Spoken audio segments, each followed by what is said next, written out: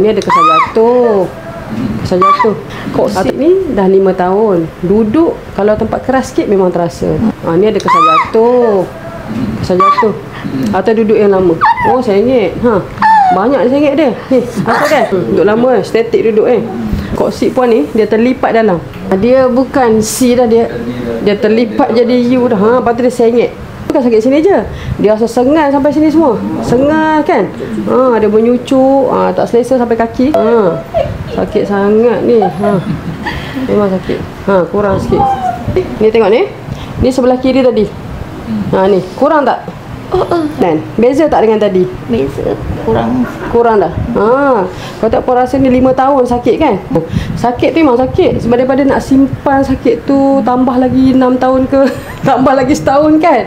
Jadi kita nak lalui hari-hari itulah yang tak larat tu. Ada benda-benda selesai dengan repair, insya-Allah. Sebab ini masalah mekanikal. Bila masalah mekanikal ni kena cari pomen lah.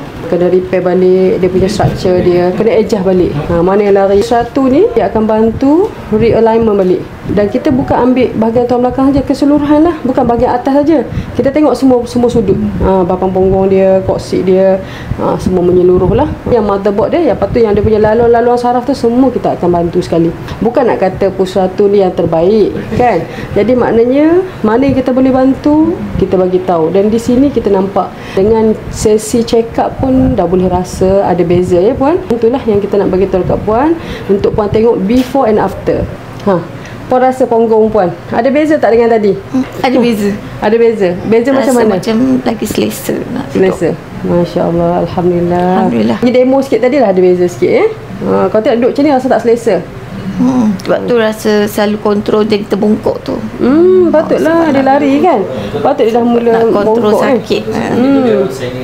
Sengit tak selesa. Sengit macam ni.